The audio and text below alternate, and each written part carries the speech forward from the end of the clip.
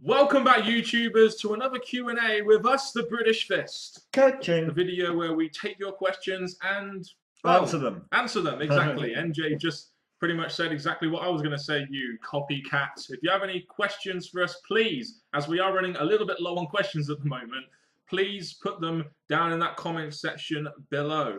Because when it comes to answering questions, we can't really answer a lot of the questions, so please send them all in the comment section below. And I made a little riddle up there that I don't think really worked out in my favour. Let's get into this Q&A. I'm Mr. Parkin, and this is NJ, by the way, just in case you didn't know.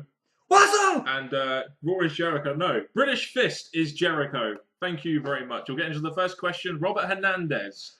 Do you like the WWE World Heavyweight Championship? I imagine you mean as a belt. To be honest, as much as I love the World Heavyweight Championship, with this, they've kept it so it's WWE only with the WWE logo. Put a few sparkles here and there, and I think it suits the company.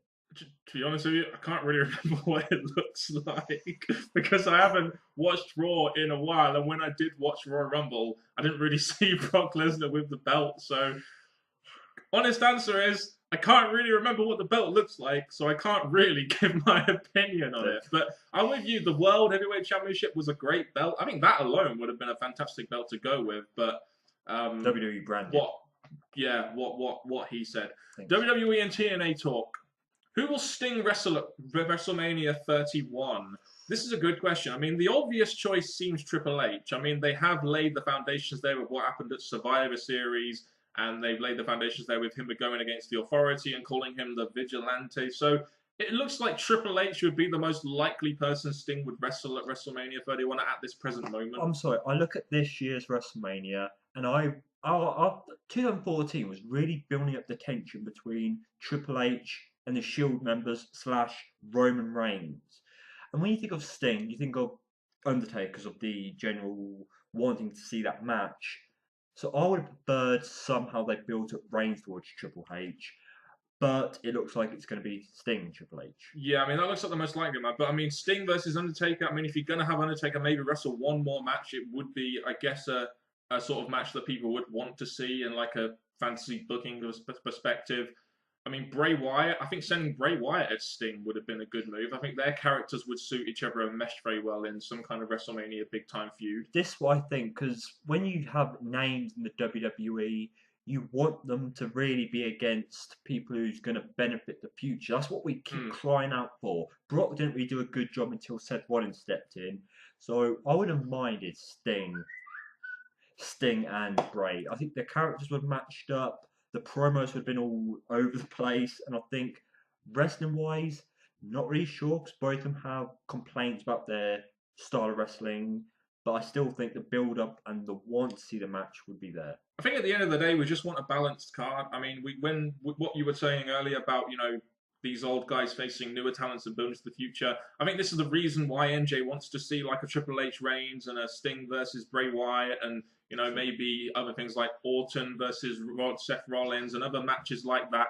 Having these old guys like Sting come in and, you know, act like a bit of a drawing power, but also putting these younger guys over is really, I think, what we need at this present moment in time. As we all know, they're not going to be there for much longer. Because putting over the big guys, it's just not really benefiting. Yes, they're bringing in money because it's your top guy versus this other guy coming in, but for the future that are going to probably be delayed following WrestleMania, it's not really there. You've got to pass on the torch. You've got to create the new money draws, exactly.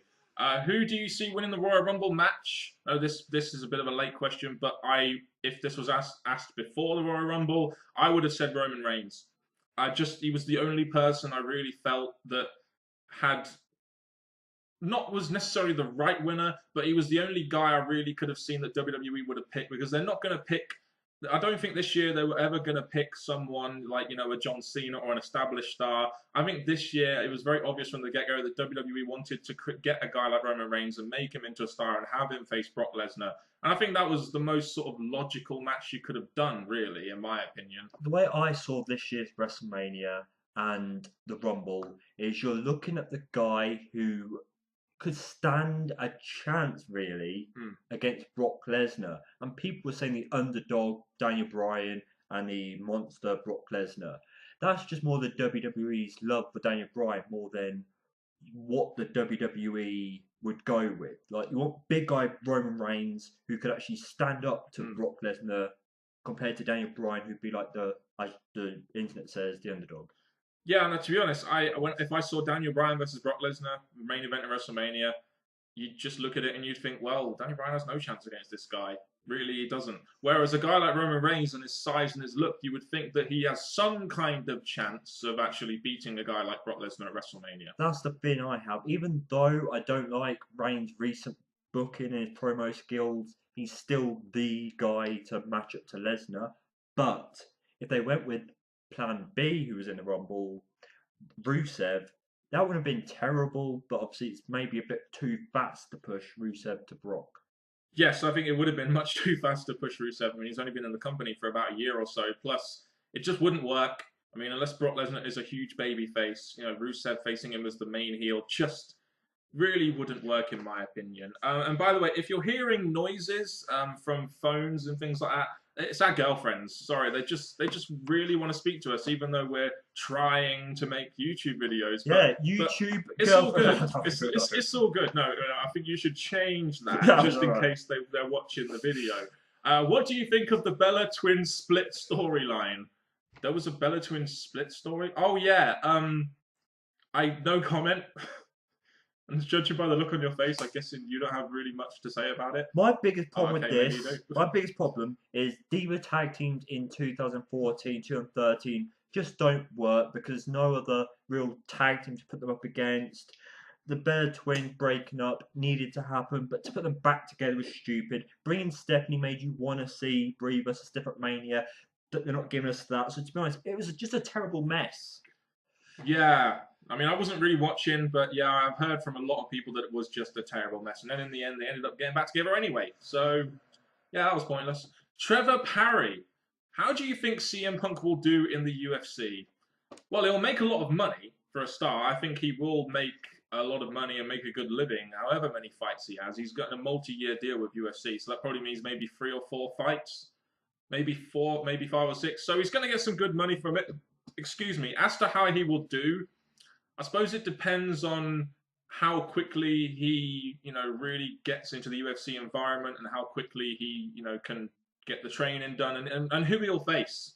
Really, that really depends on how well he will do or, how I think he would do in UFC, really, his opponents. Are they just going to put him against a scrub just to have him win, or are they going to have him in a competitive match going for titles and stuff? I think seeing CM Punk changes in ring style for UFC will be quite interesting.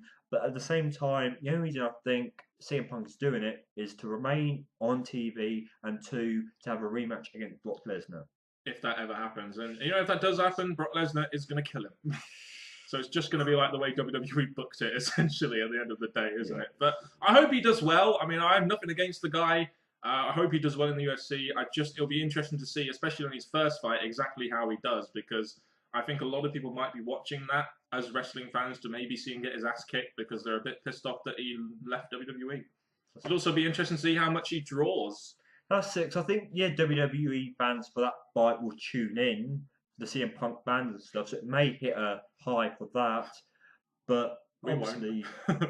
We won't tune in because we don't really like UFC, do we? Not the style. No. Exactly. Who are you looking forward to seeing return or debut in the Royal Rumble? Again, I'm going to try and look at this from a perspective as if the Royal Rumble hadn't happened yet, I should say.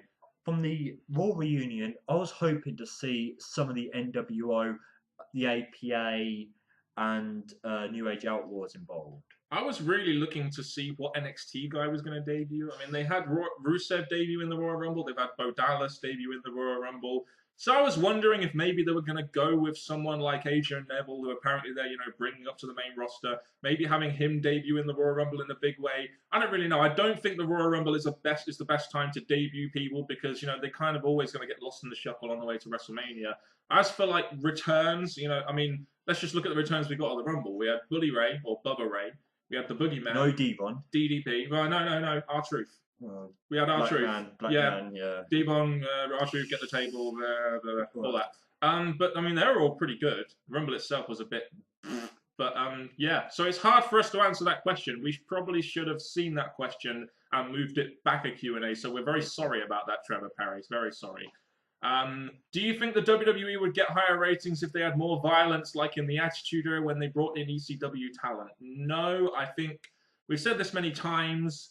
It's more about the writing, it's more about the storylines, and it's more about getting people engaged into the TV show where they feel that the TV show isn't, they can't miss it and they have to know what's going to happen next week. It's really all down to the writing. It's not really too much to do with violence. I mean, they didn't really have that much violence back in the early 90s, late 80s, and they were drawing millions of people. One of the shows Hogan and fucking Andre did drew like 20, 30 million. There was no blood or weapons in that.